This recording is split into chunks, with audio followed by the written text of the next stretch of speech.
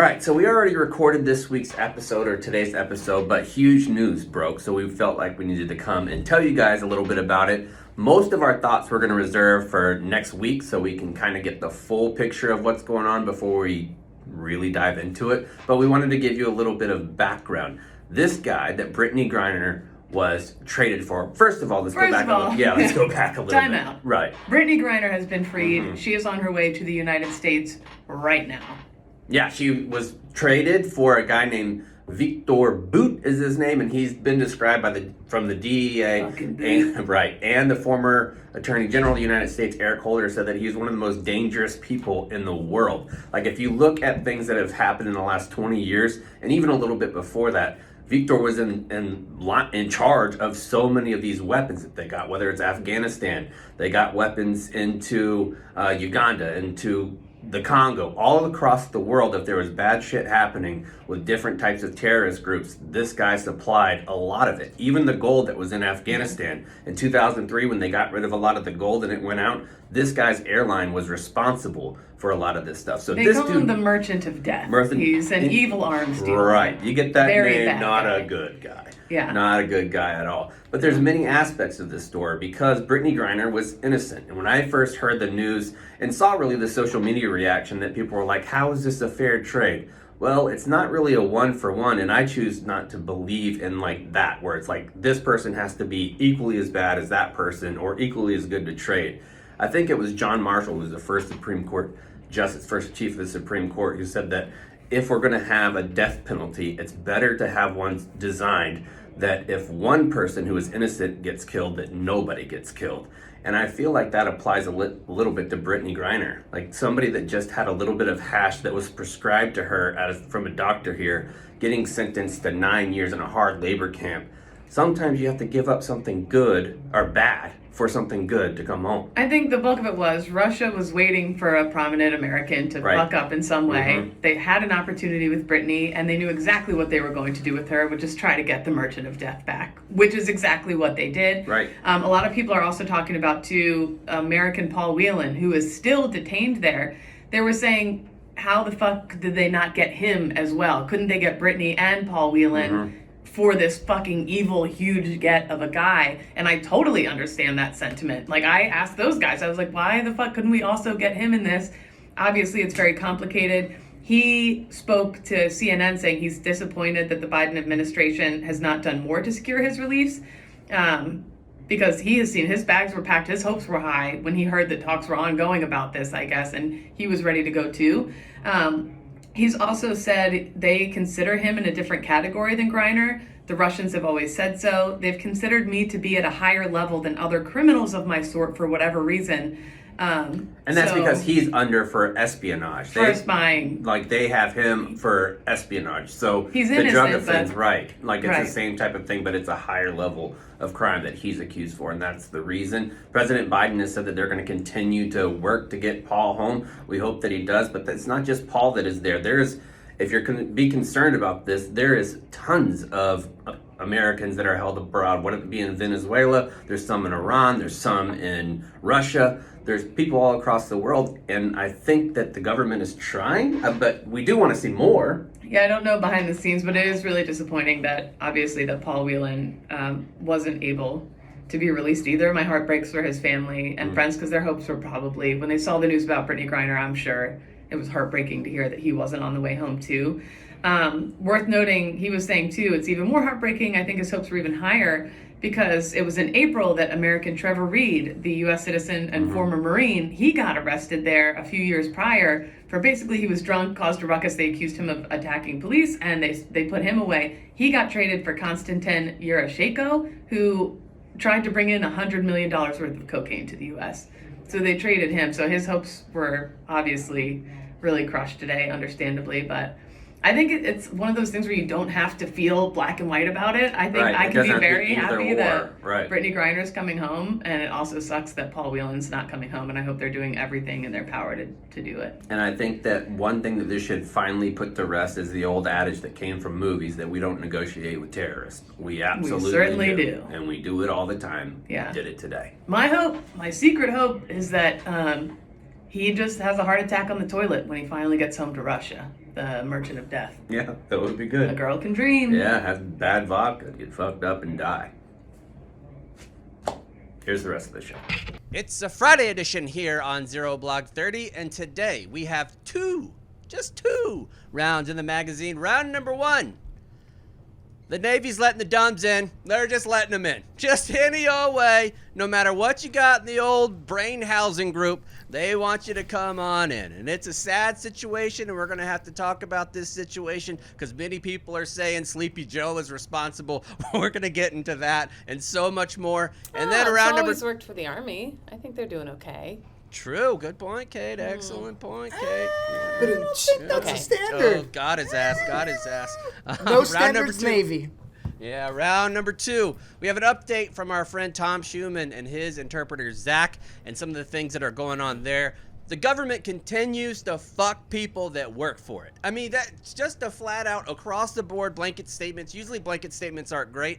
Right now, if you work for the government, most likely you're getting fucked. I mean, that's just the way it is. It's the way it's been for a while, but especially the interpreters, the people that are from different countries that work for us.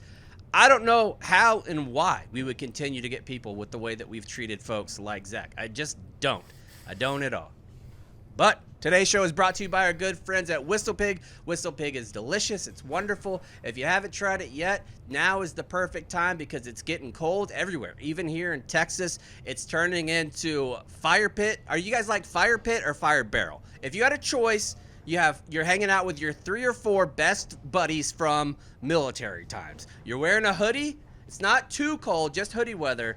Would you rather sit around a fire pit drinking wine, having WhistlePig, some bourbon or some rye, something like that, sitting around there? Or would you rather be around a barrel drinking the same thing, having some bourbon barrel? I think what you're asking me is, would you like to be homeless or, have a home with a fire pit? I grew up going to the Poconos. Oh, mother, oh. And we had a burn barrel, and my brother and I got to throw all kinds of garbage into it. And so What is don't that tell the white VA trash because nonsense? they'll tell me Don't that's you where dare. my burn pit injuries come from. Is actually Wait. from my aunt and uncles in the Poconos. Dude, that's part of the fun of And being stuff in your boots, standing around a burn barrel, scuffing your boots a little bit. It feels better to smoke in front of one for some reason. yeah. You're Yeah, not 'cause stuck you're sitting. trash. So if Yeah. the Burn smoke, barrels are trash. if the smoke is not- shifts, that's not an it's insult, easy to Cons. walk. Yeah, that's not an insult to me. No, I've mean, never imagine been being around a kid. a burn barrel. When I was a kid and we had a little bit of a fire anywhere I would go, one of the best parts about being a kid and being around fires, you just get to throw whatever you want in there. As long as Yeah. it's not like aerosol or something like that, spray paint. You find a stick, throw it in. You find a can of beer, throw that shit in. Like whatever you want to throw in the burn barrel, Plus, it's good to go. Philly you can't area do that lady, in a pit. Philly area lady here. They still do, like you see in Rocky, the burn barrels down in the Italian market area. They still do that, and it's a delight. It's nice and toasty. I Now, love a is burn that the barrel. unhoused people or just regular folks? They just light barrels on fire. They're just, I don't know who does it. They're just a lot of things on fire, and it's great. Yeah, I don't think you can do anything trashy with fire. If you're around fire, Yeah. I'm down. Really? Yeah. Like, No, fire's you just- clearly can. You So can anyway. put a fire in a barrel, and that's trashy. Whistle If you want pig. something fire, get a little bit of WhistlePig because it's fire. It's got 100% proof bourbon that stands taller and bolder than the Pack No Other Bourbon and Rye Duo on the market. Offers this big of age, proof, and mashed for a full send on flavor. Piggyback 100% Rye is the savory side of whiskey, with Piggyback Rye 100% or 100 proof bourbon is the sweeter side of whiskey. You really can't have one on the bar without the other. 100% for all for 100. Piggyback 100% rye and Piggyback 100 proof bourbon is 100% of the good stuff. Get your bottles at shop.whistlepig.com or at a local retailer. All right, let's get going with the show because this story came across and everybody automatically starts making fun of the Navy. But Rightfully so. We're all going through a difficult recruiting time where even Khan's beloved Army has to have like fat camp before boot camp. Like all kinds of stuff is happening where it makes it really difficult to recruit. But I wanted to give some of the information about why we're having difficulties recruiting first. So Kate, can you please walk us through that? Sure. So this comes to us from Reuters. I'll never learn how to say it, and that will be. It won't ever recurring theme of the matter. show. It won't ever matter, yeah. So cracks are beginning to appear in the Armed Services all-volunteer system, which could have military significance and political impact. Army recruiters are finding that fewer top-quality young men and women, they left that part out, are beating on their Right. doors. During the first quarter of the fiscal year, that figure dropped 22% over the previous years. That's a massive drop in people who Massive. just came seeking, saying, I want to join, without them having to go find people. Vice Admiral William Lawrence, Chief of Naval Personnel, says the recruiting and retention environment appears to be changing in ways which will make it increasingly difficult to meet our requirements. Other higher-ups are saying there's a possible hemorrhage of talent coming up. Private studies for the Army say a return to the draft might be necessary. So this sounds like they're in crisis mode. Sounds Yeah, like it really major. does. But that also sounds like it's not from now, because that article was written in 1984 when Reagan was still president. You got That's my the reason goose. why we have that. So Yep. at the end of in the 1980s, we moved away from the Cuban Missile Crisis. We moved away from all the other crises that are going on in the world. There was no active wars going on. There was no active real threats going on. And recruiting took a dip in 1984. And that's when super conservative Ronald Reagan was halfway through his term of 8 years. I say all that to say this is not new. The military constantly goes through this whenever you have an ending of a period of war. Even recruiting in the 1950s was incredibly difficult at the end of World War II. People had to have all kinds of incentives and shit like that in the 1950s. So that's why I say that. But we are still having recruiting issues, and the Navy is trying to tackle it this way. What do we got here, Kate? Okay, so under new guidelines... That was a good podcast. That was a good... Right? You got my goose. Right? My goose got. So that was good, and that's the reason. That shows how far we come. There would never ever be an article now that says young men to serve. It would always say young men and women now. It would not say young men. Mm-hmm. From Reuters, anyway. Got my goose. I said Reuters. Newsmax. Come on. What are you- Right. Kate was about, fuck! Yeah, I know the AP would pull that shit, but not Reuters. Yeah. My God. So under new guidelines announced on Monday, the Navy will now accept up to 7,500 new sailors who score between the 10th and 30th percentile on the AFQT, the Armed Forces Qualification Test. These future sailors would be so-called Category IV recruits. What's that? Category 5? Category 4. Category 4. Category 4, I don't know. Oh, Fucking Roman numerals. So Katie, Roman numerals there. The moment I saw that, you got to tell these dumbs, don't do it. Because whenever they're going up to the recruiting station, they get to boot camp. If you have on any of your documents that you're a Category 4, it's like same thing for being dumb and getting an ASVAB waiver.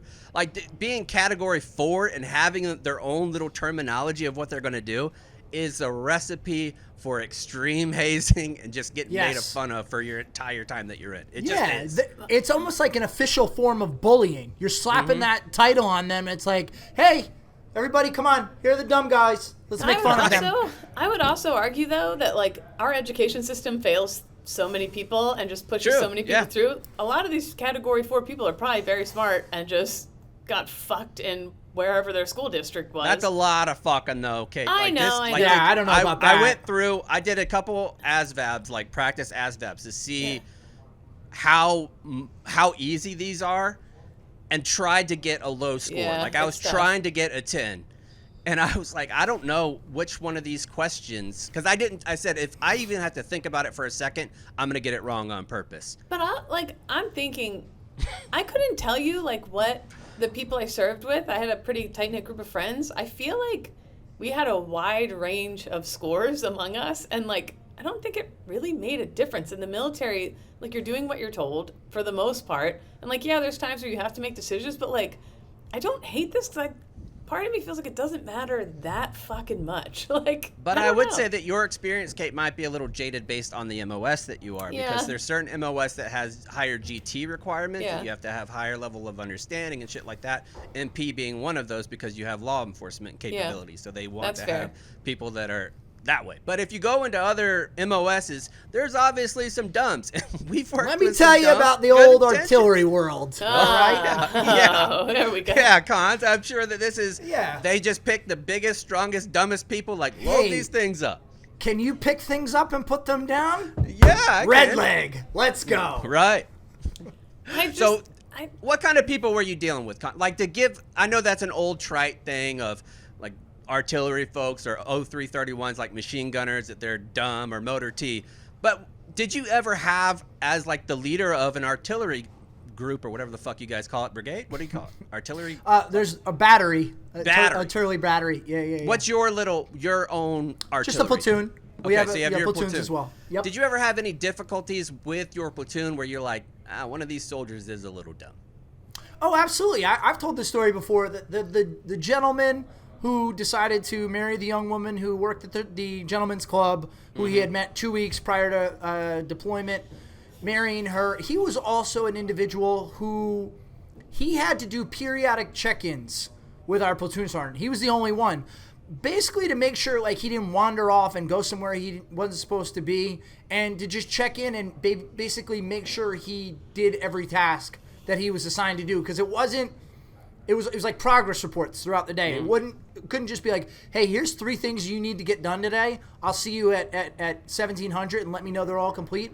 It was every few hours he had to like give a progress report on how he was doing with those. So that's what I have to do with my kid, because they have ADHD. Like if I send them to their room to go clean and like put up laundry, there's not shit that's getting done. We're going to have a different Lego set that's put together. Like there's going to be all kinds of stuff, but it's not going to be that task. And that's what's worrying about having, because one of the main aspects that you want, not just leaders to do, but even subordinates, you want them to be able to predict commander's intent and to act without constant supervision. Like that's super important.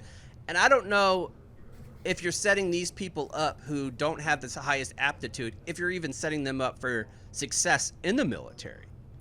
That's a fair question, because I don't know, when it comes to aptitude and intelligence, I don't know how much of that you can learn. Like what you just used as an example, where you're interpreting intent. Maybe that comes with age, maybe that comes with maturity if you're in the military long enough, but I don't know how much of that you can actually develop. I feel like that might either be something you possess or you don't. And if you're someone who doesn't possess that, you're almost doomed to failure, and as a result, potentially putting the rest of your unit in harm's way. So it is scary a little bit and worrisome for who's ever in the leadership position. I agree. Okay, let's keep going through the article. Okay, so the new policy comes as they're struggling to qualified recruits. The Army is struggling to find enlistees, missing its 2022 goal by 15,000 new soldiers, and has instituted a basic training for basic training. It's basically like a nesting doll of basic training. You keep popping open different little trainings till you get to the end. Right. The Future Soldier Prep Course to help recruits meet the minimum physical and aptitude requirements. And see, I poo-pooed on it before. I actually think that's fucking great. Yes, like the things I think that so you're too. doing. Like if you guys do that at West Point, right? Like you have the preparatory school. Like Yeah, for we have the football prep school, players like- that want to come in, explain what that is, because I think it's kind of the same thing. So the prep school is almost primarily for academic purposes. If you are, and a lot of times it's, if you're a recruited athlete and you don't necessarily have the grades, you'll go to the prep school for a year to get indoctrinated into that military lifestyle, learn a little bit more with, time management, get your grades up in certain areas, and then you'll matriculate to West Point. But it's very common, and it happens every year.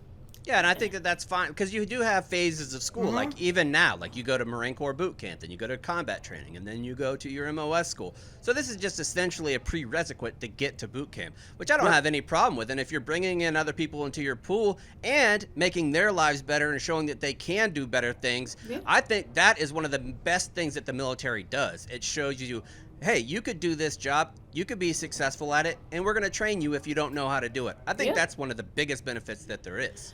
I think so too, and also the Navy met its 2022 recruiting quotas by just 42 sailors, and in November they announced they're raising the maximum age enlistment to 41, and I think now with the inflation and the economy and all that stuff, like, people are going to do it up to a very late age. Like, I think you will see 41-year-olds enlisting. If you have a family and you can't provide for them right now, and because a lot of older people in their mid-30s and 40s are struggling to make ends meet, and that suddenly becomes an option, like a guaranteed paycheck, guaranteed coverage for your family, I think they're going to see a lot of people who are, which you might say, oh, it's taking advantage of people, it's whatever. It's giving them providing a a way steady out paycheck, in a lot, man. Like, right. So I do think. And it's like, not like we're in wartime right now. I don't know. I just feel like I don't think it's that crazy to do that. But also, too, you're also then providing them with skills that then they might, after their enlistment, be able to turn around and go get a job that they weren't able to prior to having those skills. I mean, had like Kate's saying, go ahead, Kate. I had an age waiver in boot camp who I became pretty close with. We went through boot camp and MCT together, and she was 32, I think. She had an age waiver, and she kept up with us just fine. Like, there was no whatever. 41 is going to be tough. 41. I'm 40 That's years old. pushing it. I'm 40. Not everyone's Tom Brady. God, This if is you true. told me, hey, chaps, you got to go put your feet on the yellow footprints, I'm like, just chop them things off, man. I don't even fucking need them. And Kate, you're absolutely right. If you have a small family, or even just you're looking at some of the high cost of rent, like where you guys live. Yeah. Like if you're talking for an average apartment, $2, $3, $4 a month to live in some of these areas, and the Army or whatever comes in and they're like, hey, you can live on base, your housing is going to be taken care of. Yep. You're no longer going to have to pay $700 to $900 a month for your kids to have medical insurance. You have all these different things covered. And once you get out, you're not going to have to put a down payment of 20%, which is a barrier for most people to get a new house. You're not going to have to do any of that. All of the social programs that the military has is what should be on these billboards. You want to buy a house at 25 years old? Join the fucking military. You want to have insurance that doesn't cripple your bank account whenever you have children?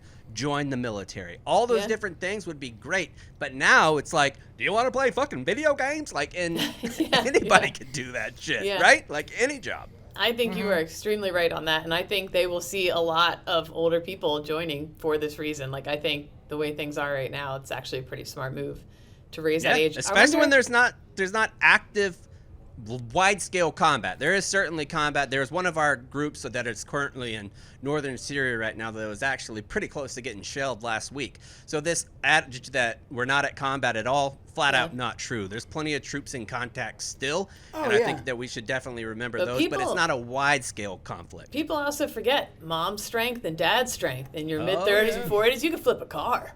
I mean, you could really get a mom out there and be like, hey, your baby's under this artillery shell and can't get out unless you throw it in there.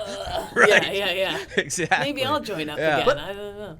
The other thing I think is important, and it made me think of, because the gentleman I use as my example, he had such a white heart. He was gung-ho and was willing to work hard and wanted to get better. So his lack of intelligence, or call it what you will, wasn't as big of a detriment. I think if you get these people who genuinely join because they want to better themselves, you'll still, although they have a score of whatever on the test, I think you could still get a lot of production out of them. Unless we forget, there was once a pretty dumb fella that went to the University of Alabama, became an officer, ended up with a Purple Heart and got a Medal of Honor out of it, and went to the White House a bunch of times and about ton of Dr. bankrupt. Pepper.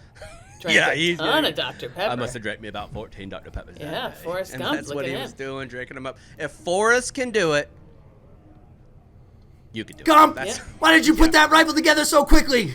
Dude, if I was a staff sergeant still and I had a bunch of people like Gump that I was like, put together your weapons, and they're just like, do, done! I would be like, fuck yeah, man. If that's what we're going to get from these ASVAB waivers, sign them up. Sign them up. Okay, so I was in an MOS that tended to have higher whatever.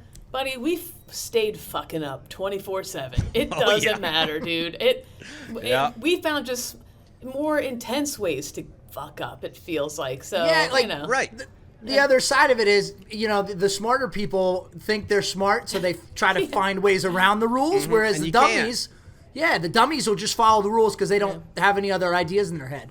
Yeah, and to Kate's point, we were both had the same MOS. I had brand new joints thinking that they had to fill up the fucking water fountain. We had to make sure a guy showered. Of water and empty them in. I'm like, the water fountain's almost fucking filled. Go get it. Okay. Yeah. We had to make That's a sure new a one. I guy haven't heard showered that one every week. before. Like, That's good, yeah. Physically, someone had to sit in his room and make sure he did basic hygiene. Like, it doesn't, I had Troops will be Sergeant pissed. Shower, who was one. I don't think I've said that name in a long time. Sergeant Showers. He was the sergeant that I would go to and be like, "Hey, that PFC fucking stinks. That Lance Corporal's uniform is fucked up. Go to the barracks and fix it." Be like, "Who needs a fucking shower? Winter, I know you do. Come here, Winter. You need a fucking shower." That's the way it goes. All right, let's move on to round number 2. We're going to talk about Zach and Tom Schumann. We've talked about this story. We've had them on before. They were in studio with us. It got a little emotional. I fucking cried. I'm the Steph Curry of crying on podcasts. I think I probably have more episodes crying than anyone else at Barstool. Would you say?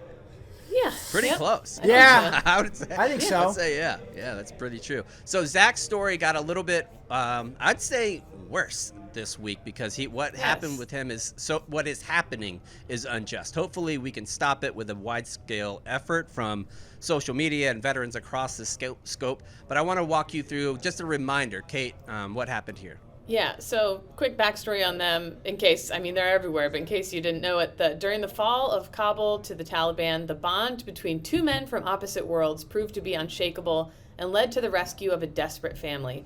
They are now sharing their experience in the memoir Always Faithful, which we had them on to talk about. But basically, after several failed attempts, everyone knows the scene at the gates at the airport, just tens of thousands of desperate Afghans trying to get their families out, people passing babies over the fence, and Zach is there with his family, his wife and his 4 kids, one who was just a baby at the time, like a little toddler barely. And so he had worked with Major Tom Schuman and the U.S. military in general for several years in Afghanistan. And it became this huge social media campaign. I know we were all desperately trying to help out and get this guy out. And his family out. Hashtag Digital Dunkirk was what Digital was going Dunkirk. on there. And we were on, Signal app, and I was messaging journalists and congresspeople, and can anybody help this guy? Like, hundreds of us were doing that for this family, trying to get them out. And Tom Schuman and this group was able to get him out. And I remember, it felt so intense to all of us when it happened. Like, I had cried tears of relief when I saw the photo of them getting the fuck out of there. It was like at least one small good thing in this sea of horror. So, and it also showed how close, the 7 degrees of Kevin Bacon or whatever, when that picture of Zach finally getting inside the gate and was going to leave, behind him and his family was a Saturdays for the Boys flag. That was there. And it's that shows how not far away you are from these people. It's 1 degree of separation from somebody that is going through a horrific time and worried about their family's lives legitimately every second of the day. Yeah, so Schuman left Afghanistan in 2013, Zach remained, and as the Taliban took over, Schuman thought about Zach and was like, hey, how can we help get you out of here? And Zach pretty much became family with him at that point. So Schuman had hoped that his story, and because this story, everyone was rooting for Zach and his family to get out, and it kind of became this poster for Americans who might not fully understand, to understand the bond that so many of us, and the agony a lot of us were feeling was moral injury at our own interpreters being stuck there. All these Afghans, not even just interpreters, who put their lives on the line literally to help us because we promised them, the U.S. government promised them, that in return for your help, you will be able to come to the United States and we will keep you safe from the Taliban. And then as soon as it was wheels up, we were like, nope, never mind, bye, see ya, fuck you. And for a lot of us, it was like a fucking stab in the heart. We felt that very intensely. And because that is the people that you fought beside. Whenever you're there with an interpreter and they're out on missions with you, you're not thinking of them as an interpreter. You're thinking of them as a part of the group. It doesn't matter that our guys gave our interpreters weapons. They're not supposed to do that, and they were like, ours gave them the fucking thumper. The 6 revolver of 203 rounds. Yeah. He carried around the thumper. Well, so I'm scrolling social media last night, and so Zach, they had kept trying to apply for his visa. He lives kind of near Chaps in San Antonio, Texas. And Tom Schuman had stayed on top of it, trying to make sure that Zach and his family got their visa and blah, blah, blah. Well, he posted this last night. There is no further appeal of this decision. Last week, Zach's visa application was denied for the final time. The reason stated that they gave is insufficient length of employment. Sufficient employment to qualify for the special immigrant visa program is 12 months. You can see from Zach's supporting documents that he exceeds that requirement. So they said he didn't meet length of employment, blah, blah. The proof is there. He exceeded that. He had that. Zach is here as a parolee and faces possible deportation. Unlike those admitted to the U.S. as refugees, parolees are ineligible for refugee cash assistance or food stamps and receive limited access to case management assistance to help them adapt to life in the U.S. So basically, it's you get tossed here and there's no help for you. Zach currently works hanging drywall at a cancer hospital 6 days a week for 12 hours a day and makes minimum wage while he supports a family of 6. And he included, if you look up Thomas Schuman on Facebook and everything, there's a link to a GoFundMe for Zach and everything. But it's just so infuriating. So it goes to show, Zach is high visibility and has had a lot of PR and publicity on him. Point, Kate. If he can't get help, even though he is more than proven that he has helped the U.S., then everybody else, all the other Afghans that put their lives and their families on the line to help us, are fucked, dude. They're completely That's exactly what fucked. I was. That's exactly what I was thinking when they were promoting his book, and he was with him everywhere and telling his story. So they're on Good Morning really America, you know, with yeah, millions of people rooting for him, and he can't get. I wonder. I don't doubt that he's been doing this work. I wonder if he's been like an undocumented person doing this work, though. No, he wasn't. Said They have different documentations of where he was at. Like in Afghanistan, he has papers that are from there, like from actual Afghanistan. No, I don't doubt that, but I'm wondering if it's like some bullshit technicality that's like, well, that's not the official documentation. It's like, oh, like somebody just signed off that this is where he's been and working, and it wasn't. It was like the wrong piece of paper. It was the wrong form. It's like, oh, you filled out DA form, 123, and you're supposed to fill out DA form 124. Yeah, I'm completely speculating. I don't know I don't because understand. they put it out there. Like Tom actually dropped the letter that was from Right. the U.S. government, and I'll read it to you guys so you can hear on the show. It says it comes from, where does it come from? The Embassy of the United States in Kabul, Afghanistan. It says, you do not have the required length of employment by or on behalf of the United States government. The Afghan Allies Protection Act of 2009, as amended, requires you to be employed on the behalf of the U.S. government for 1 year. On his documentation, it says that he worked there from January of 2012 to December of 2013, which, if my math is correct, that's 23 months, which is 23 little alligator backwards 12. Like it's greater than 12. So Jack McCain, the son of John McCain, we all know, he wrote an op-ed for the Chicago Tribune. There's been people camping outside Capitol Hill for the Afghan Adjustment Act, which is really the only hope at this point. And he writes that those who made it to safety, because even then, so many tens of thousands were left behind without even a chance by us who promised them. Those who made it to safety are languishing in uncertainty. Afghan Air Force combat pilots, who the U.S. paid millions of dollars to train, make ends meet driving for Uber and doing other precarious jobs that they're massively overqualified and overeducated for, all because they don't have a pathway to permanent status in the U.S. that would allow them to return to the skies. It's too late to fix the dysfunction our withdrawal unleashed in Afghanistan, but there's still time to make it right. The Afghan Adjustment Act protects those who work directly for U.S. military as interpreters or liaisons. Additionally, all Afghans seeking status will be subject to the gold standard of security vetting, the same vetting that we use to resettle refugees in the U.S. required to pass. So this would be for anybody who says, well, if we do this, they're just going to let people from Afghanistan over, blah, blah, blah. No, they're going to give them the same very thorough vetting process, but at least they'll have a fucking pathway. The bill will help ensure that no one is left behind by establishing an office outside Afghanistan, where those who remain there or are stuck in other third world countries can go to get their cases processed and give them a chance to restart their lives with dignity. So basically, I know we always say it, but like, if you can bug your Congress people, your representatives, your whatever, Afghan Adjustment Act, to push them to pass the Afghan Adjustment Act, share these stories, talk about it, get mad about it, but it really actually matters. It really makes a difference, and this is like, and it's real. Like here in San Antonio, I don't know if you guys have. It's very culturally diverse in New York, obviously, but here in San Antonio, you primarily have like people that are Hispanic, or you have white people, and that's essentially the makeup. Like 90% of San Antonio is those two groups. Mm-hmm. Now that you have so many Afghans here, like you go to different parts of the town where so many pockets are, and it is almost refreshing to see a different culture and see how they treat their kids and how, like, walking around and just how they're doing things and how they are assimilating to this culture and things that they like here. I don't know how we do this to people. I really don't. But like, so, as people with human feelings, how do you do this to people and say, now you got to send them back to fucking Afghanistan? Are you shitting me? Yeah, it's down to the final few weeks of the 117th Congress, and this is like our best chance to keep this promise. It's down to the wire. It's time to pass the Afghan Adjustment Act. And it should be bipartisan. Should be completely bipartisan. It's ultimately falling to Republican Senators John Corwin, Jerry Moran, Tom Tillis, Pat Toomey, Roger Wicker, Dan Sullivan, Marco Rubio, and Mike Rounds to ensure we keep our word. Hit them up. Say, please, Afghan Adjustment Act. This is really important. This really matters. But anyway, this is part of the problem though with these government agencies, and I actually dealt with this with the VA. There was one form I was missing. Everything else was good, but I was missing one form. So like, all right, denied. You got to do it all over again, and whatever. I'll do it all over again. But maybe it is a similar situation where it's like, oh, you're missing this because clearly he did everything he was supposed to do, so maybe something was missing.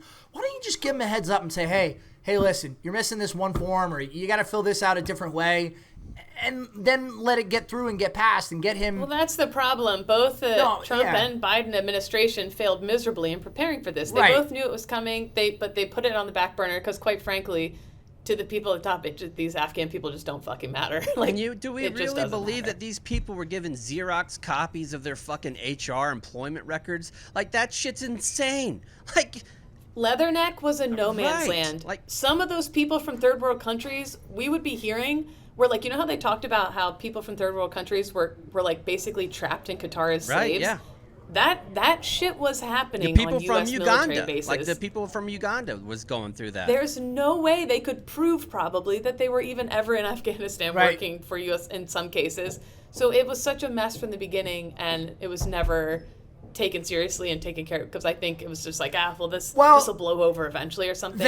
Or it's like, we'll make that promise, like, and in your head the people who are making the promises like, well, that's not going to be my problem, so I'm not really worried about it. I look like the good person because I'm making the promise that we're going to help you, and then when push comes to shove, and they're like, everything's screwed up now, and now we have situations like this. Ultimately, there needs to be somebody to step up, and I think that's going to have to be the veteran community, just like we did in the PAC deck. It's going to. John Stewart's like, I'm fucking exhausted. I can't do it anymore. Yeah. All those celebrity chefs are like, fellas, ladies, can we just?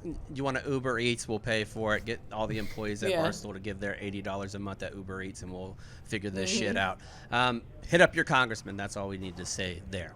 All right, let's move on to some save rounds and alibis, which today is going to be presented by our good friends at Roman. If you haven't tried Roman yet, you're not having good sex, my friend. Do you want a better sex life? If so, you're not alone. Up to 50% of men have symptoms that get in the way of wanting or enjoying sex. But Roman is here to help. Roman is the digital health clinic for men. Roman addresses a variety of sexual health needs for men, and Roman offers a genuine medication that helps maintain a strong erection. Romans offers discreet wipes that can help you last 4 times longer in bed. 4 times longer. That's a long time.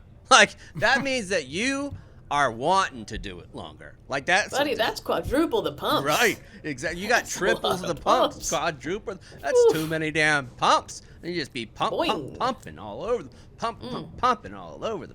In men, low T getting testosterone level back can help you increase your normal libido. At Roman, there are no waiting rooms and no hassle if medication or testing is appropriate. Roman will send it directly to your door. Everything arrives in discreet packaging with free 2-day shipping. To learn more about how you can achieve your personal sexual goals, go to ro.co/ZBT to get 20% off your first order. That's ro.co/ZBT. Let's do some save rounds and alibis. Nicholas, we'll start with you.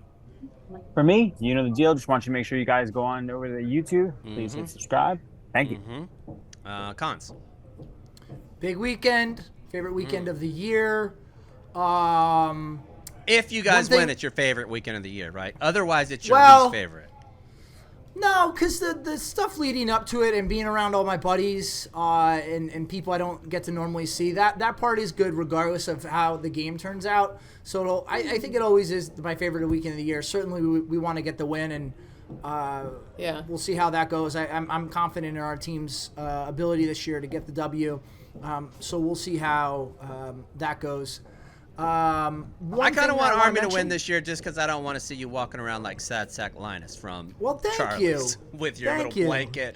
I just for Alex's sake. Yeah, just for now that you're actually married for the game, we gotta help. We gotta help Alex out. We needed the win for Army.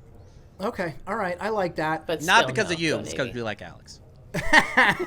Anything else, Con? Yes. So at the college football show where we'll be in Lot N for the game on Saturday, we'll have a gentleman with us, Army veteran, named David as part of the Dream Foundation. And the Dream Foundation, their mission is to serve terminally ill adults and their families by providing end-of-life dreams that offer inspiration, comfort, and closure.